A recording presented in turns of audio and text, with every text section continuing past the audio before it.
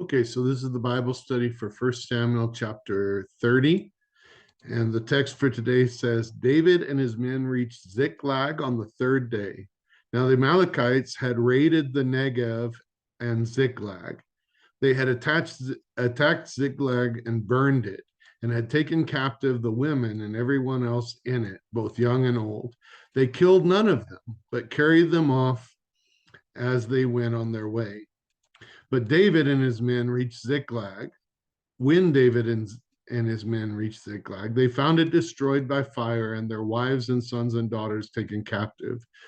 So David and his men wept aloud until they had no strength left to weep.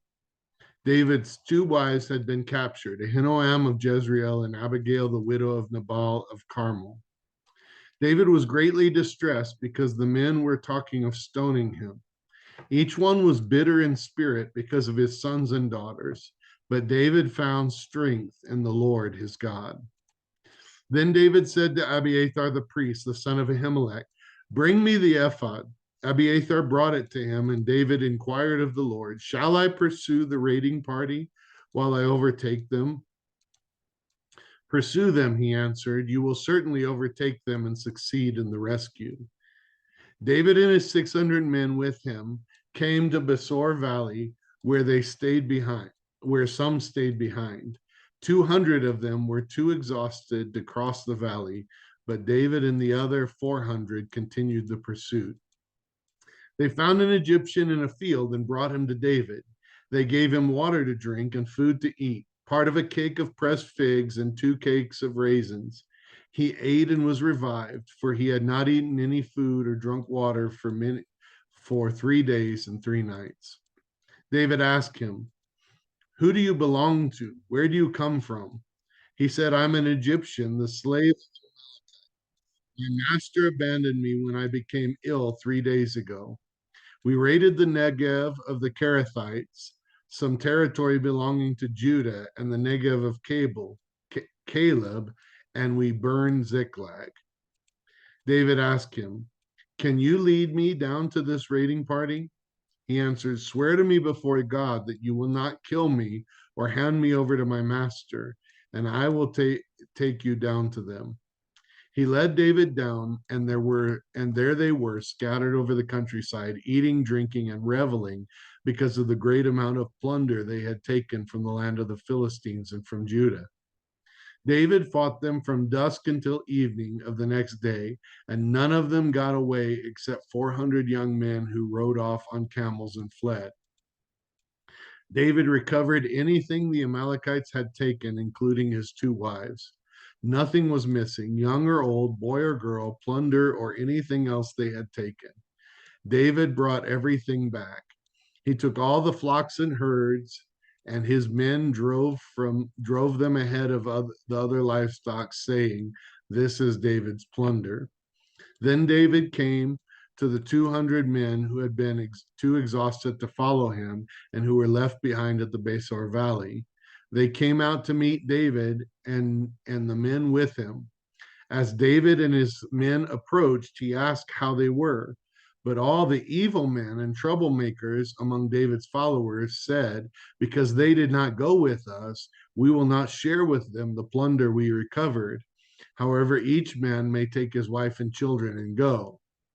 David replied, no, my brothers, you must not do that with what the Lord has given us. He has protected us and delivered into our hands the raiding party that came against us. Who will listen to what you say? The share of the man who stayed with the supplies is to be the same as that of him who went down into battle, and we will share alike. David made this a statute and an ordinance for Israel from that day to this. When David reached Ziklag, he sent some of the plunder to the elders of Judah, who were his friends, saying, here is a gift for you from the plunder of the Lord's enemies.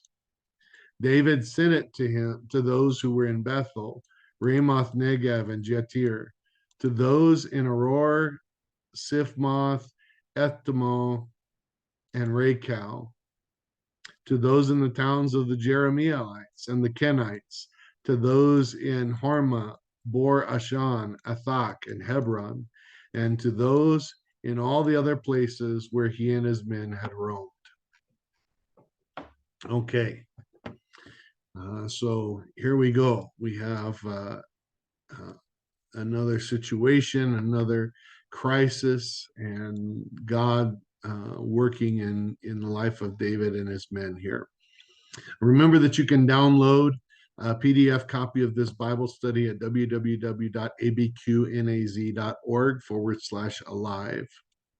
Number one says, what happened in our last few Bible studies? A, David fled from Saul and stayed with Achish, king of Gath. Yes. B, Achish gave David and his men Ziklag to live in, and they stayed there a year and 4 months. Yes. C, the Philistines lined up for battle against Israel, and Achish made it clear that David would fight for him. Yes, that's true. D, as David marched into battle with Achish, the Philistine commanders were afraid that David would against them and in the midst turn against them in the midst of the battle and ask Achish to send them home. And so that's what happened. And they're going home when we enter into this passage. And home is, at least for now, home is Ziklag, the town that Achish had given to David and his men to live. So number two, it says what happens in 31 through 6. A, when they reached Ziklag, they found it destroyed by fire and their wives and sons and daughters taken captive. That's true. B, David and his men wept aloud until they had no strength left to weep. That's true. C, David was greatly distressed because the men were talking of stoning him. Yes, that's true.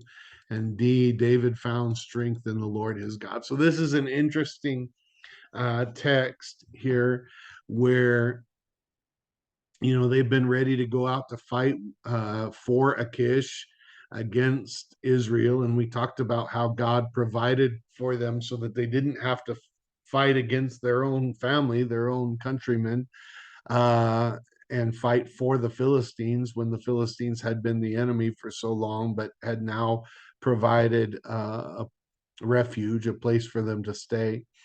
And God provided. God gave them a way out.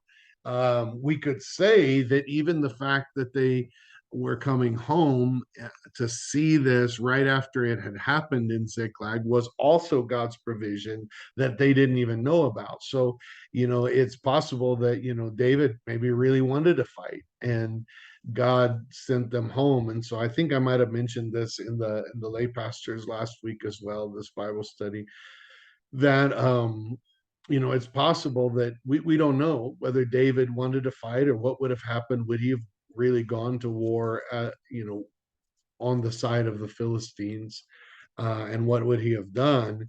And he seemed to kind of argue maybe he was just putting up some resistance, but it was fake resistance. I don't know.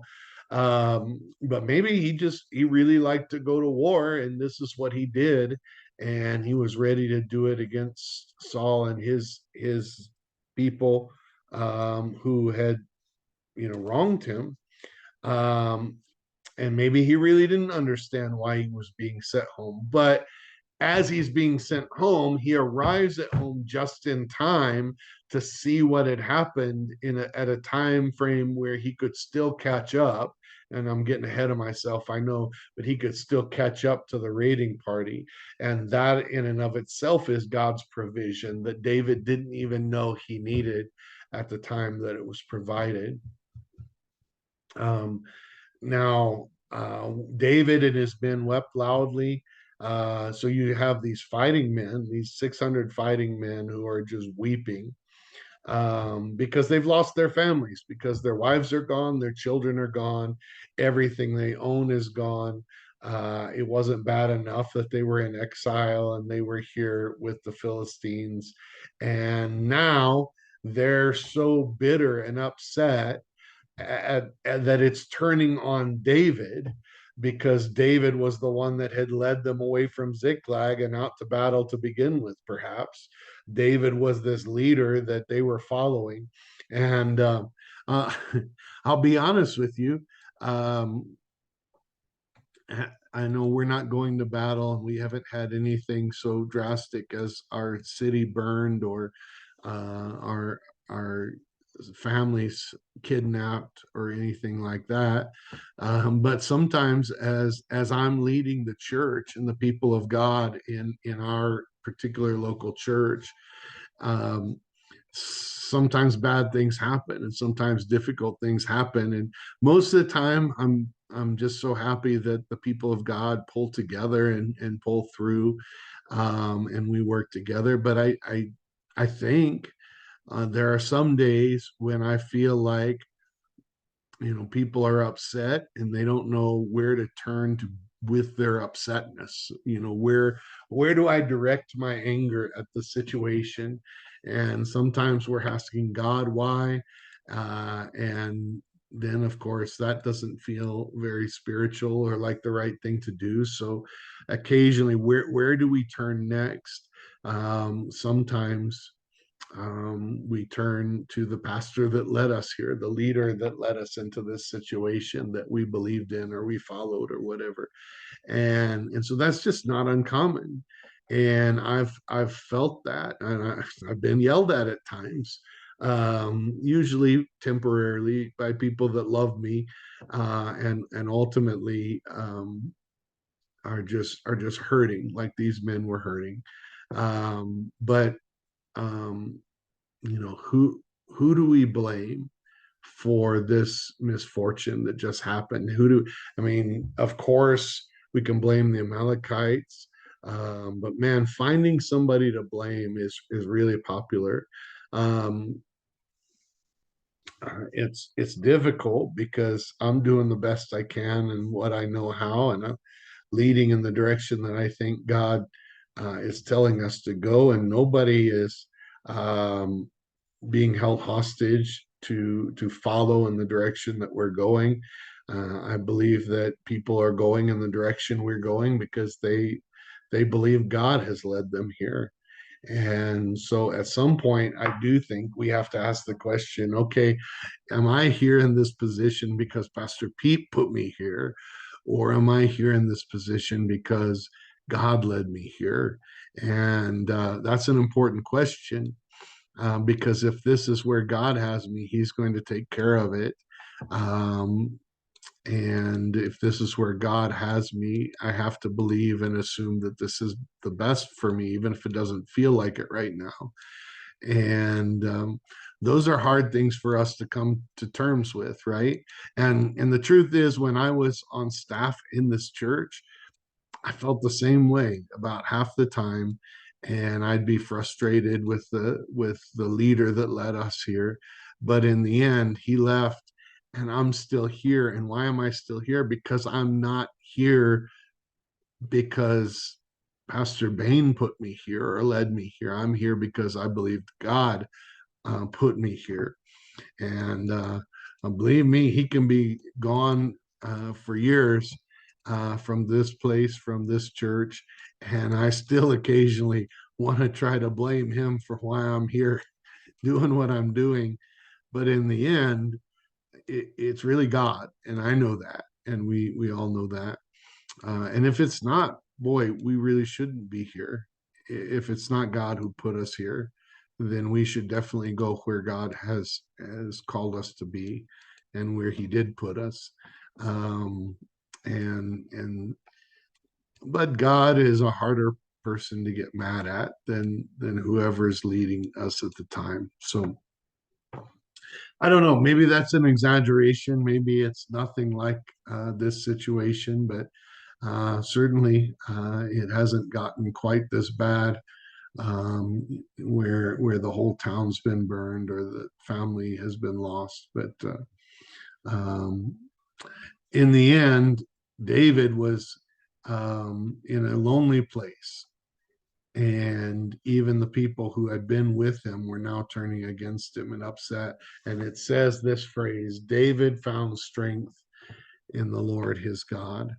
I do praise God that I'm not often in that lonely a place, that our leadership team is together with us, um, and particularly in the difficult times we've been having lately. the leadership team has really pulled together, and I praise God for that. Um, but nonetheless, we all feel lonely in difficult circumstances, and that phrase should sort of ring in our ears, and it should be something we turn to. David found strength in the Lord his God. Number three, how or where do you find strength when terrible things happen? Um, and there's only one place where we can find lasting strength and comfort. Um, we may turn other places temporarily. I know before I followed God, I turned to a lot of places to find strength and comfort, but that was all temporary, and it went away, and things were usually worse afterwards. And so to turn to God for that strength that I need in that moment um, is the only thing that's lasting. And we should do that the same way that David did. Number four, what did David do in 37 and 8? It says, Then David said to Abiathar the priest, the son of Ahimelech, Bring me the ephod. Abiathar brought it to him, and David inquired of the Lord, Shall I pursue this raiding party? Will I overtake them? So he asked God what to do. And we've talked about the times when it doesn't sort of specifically directly say that David asked God where to go and what to do. But this seemed to be more the pattern of his life than, of course, it was the pattern of Saul's life. He had at one time asked God all the time, but then he started doing things that were clearly not the will of God and stopped asking God. And David, whether it's mentioned or not, it certainly feels like that David more often asked for the will of God. Number five says, What was God's answer in chapter 30, verse 8? Now, we're coming right on the heels of this time when Saul couldn't get an answer from God, so he consulted this witch or this medium to bring up the spirit of Samuel to answer his questions. It's a stark contrast here between that and what happens when David asks God for his will, because David asks and God answers, and God answered, Pursue them. You will certainly overtake them and succeed in the rescue. So he says, Go chase after them. You're going to catch them. And so they took off. Number six, what happened in 30, 9 and 10? Um, it says David and 600 men with him came to the Besar Valley, where some men stayed behind. 200 of them were too exhausted to cross the valley, but David and the other 400 continued the pursuit. Now remember this, that David and his men had just marched out with the army with Achish. When they got there, they were immediately told that we don't want you here by the commanders, and Achish sent them home. So we don't know how far this was, but it any place it wasn't a short car ride. It was a physical journey, marching, and so now they marched back to Ziklag. um, so Ziklag, first of all, was a country town, so they probably had to travel to get to where, at least a short travel to get to where Achish was before they even marched out with them. And then they went back to Ziklag, and when they got there, they found the place burned. So they wept, and it says the way they wept until there was like they had no strength at all. And by the way, their bedrooms and beds have all been burned, and so where or how they rested, they probably didn't. And now David cries out to God. David asks God, should I pursue them? And he says, yes, you're going to catch them. So they take off again to pursue them. And we don't know how far it was away, but this was they were now on no sleep and lots of travel, lots of physical marching and moving. and and that's important context, because in verses 9 and 10, 200 of the 600 men now can't go on. They are just spent and they're not able to continue the journey. So they leave behind, David's army leaves behind the the supplies with these 200 men in this valley, and they continue the pursuit. Second part says, what happens in 30:11 through 14? It says, they found an Egyptian in a field and brought him to David. They gave him water, drink, and food to eat, part of a cake of pressed figs and 2 cakes of raisins. He ate and was revived, for he had not eaten any food or drunk any water in 3 days and 3 nights. David asked him, who do you belong to? Where do you come from? He said, I'm an Egyptian, the slave of an Amalekite. My master abandoned me when I became ill 3 days ago. We raided the Negev of the Kerethites, some territory belonging to Judah, and the Negev of Caleb, and we burned Ziklag. So they encountered this Egyptian slave, the slave of an Amalekite, and they got all the information. Now they know who raided them, who burnt Ziklag, and they know how to get to him. So what happened in 30:15 through 20, they asked David asked him, can you lead us down to this raiding party? He said, swear to me before God that you will not kill me or hand me over to my master, and I will take you down to them. So there's some perhaps revenge going on here. He was ill and he got left behind for dead, and David is giving him food and water. And now, can you lead us to find him? He says, yeah, don't kill me and don't hand me back over to my master. I'm yours. I'll help you. And so then it says he led David down, and there they were scattered over the countryside, eating and drinking and reveling. So they're down here partying because of all the plunder they had taken from the land of the Philistines and from Judah. Number 7 says, oh, and by the way, I better finish this. It says, David fought them from dusk until the evening of the next day. For an entire day, they fought from sundown until the next evening. And none of them got away except for 100 young men who rode off on camels and fled. David recovered everything the Amalekites had taken, including his 2 wives. Nothing was, this is like a miracle. First of all, why'd they even leave them all alive to begin with? But we find out they did. They left them all alive. And David recovered everything that they had plundered from them, plus things they had plundered from everybody else.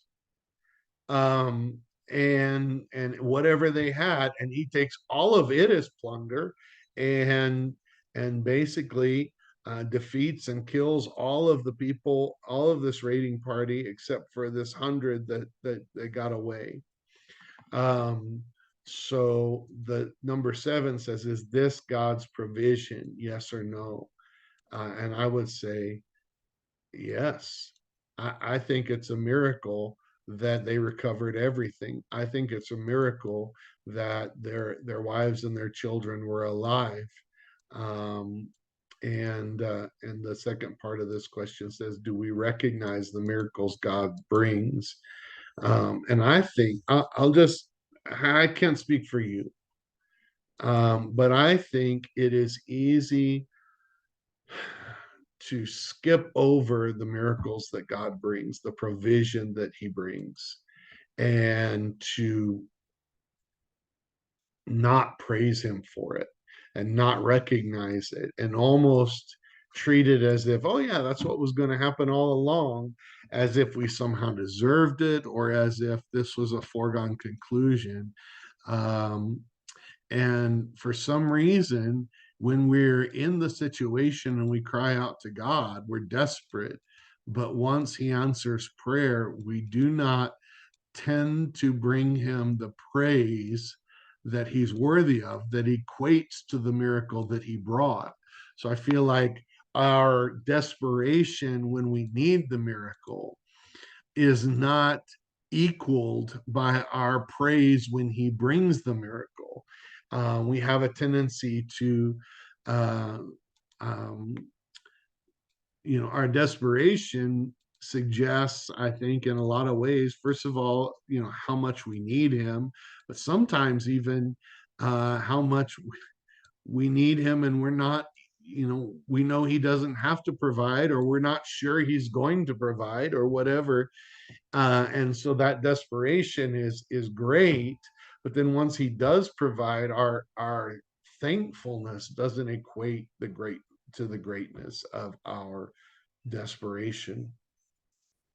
And I guess I'm saying that because God is working with me on being more grateful, because God is working with me on being more uh, to praising Him more and being more ready and able um, to give Him the thanks that He deserves for the miracles that He brings, that I do not seem as to recognize as quickly or as um,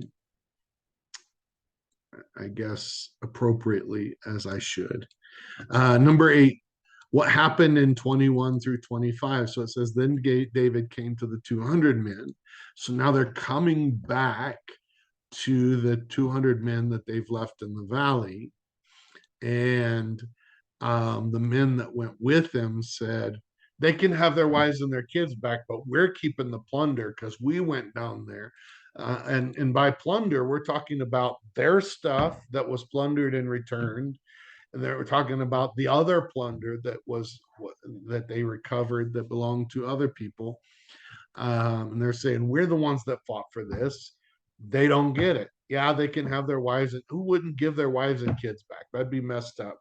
But we're not giving them their stuff back. And we're not giving them any of this other stuff that we've earned by our fighting.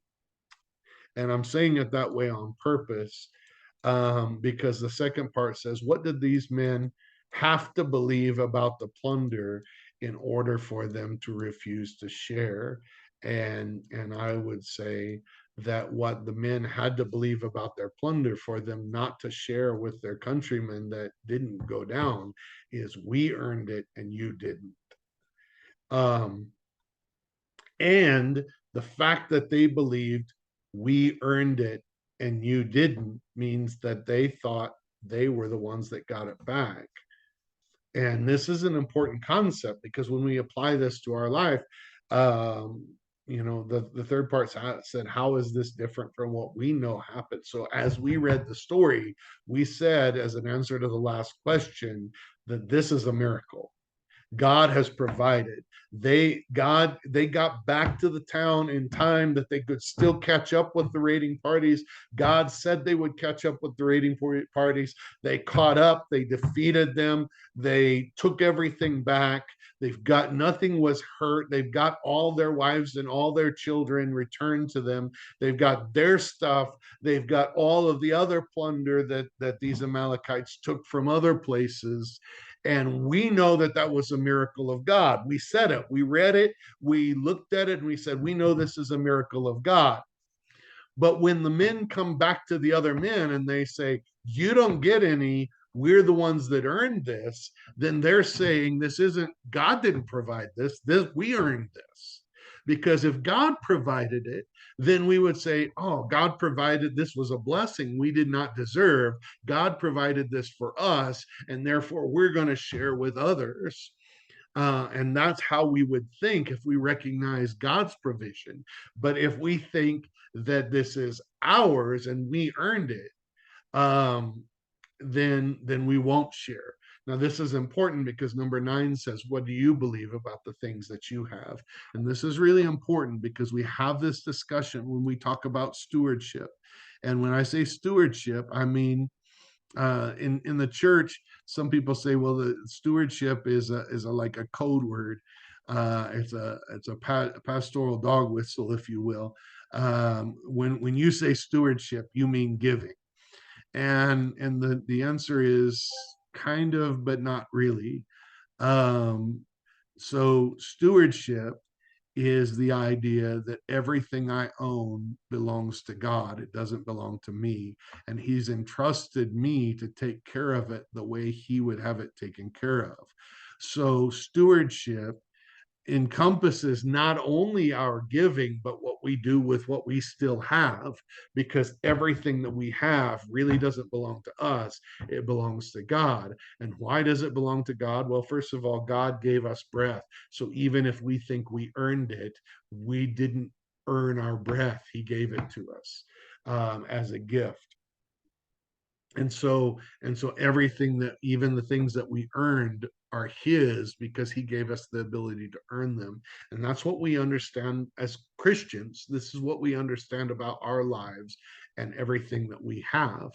It's not ours because we earned it, because we don't even have the capability to earn it without what God has given us. And therefore, everything that we are and everything that we have is God's. And we do with our bodies, with our voices, with our time, with our money, our possessions, we do with it what God calls us to do with it. Now, one of the things that God called us to do with all that we have is give 10% of our increase and bring that into the storehouse. It's called storehouse tithing. It's an Old Testament concept that was brought into the New Testament. Only in the New Testament, they often gave over and above and sacrificially, and not just the tithe. But the tithe is sort of a minimum, because it is a recognition with our first fruits of who gave us those first fruits. And when we recognize that everything that we have belongs to God, then we don't say, I earned this. No, no, no, no, no. You didn't earn this. This is mine. I'm not giving back to you. We say, God gave me this. He blessed me when I didn't deserve, therefore I'll do with it what he says. And if what he says is to be generous, and to, whether it's in our tithes and offerings to give it to the church, or whether it is to use it to care for others in need, he calls us to do that and use it as he says. So what is clear to me from a pastoral perspective and looking at the scripture is that these evil men that were with David did not want to share, because they believed it belonged to them and that they had earned it. And I see that sometimes in the church too, that we don't give and we don't share and we don't do things the way God calls us to do them, because because we think that we earned it, and we don't realize that this is a blessing and a gift that came from God, and that everything that we have is that way because we wouldn't have it, we wouldn't be in order to have, if it weren't for God.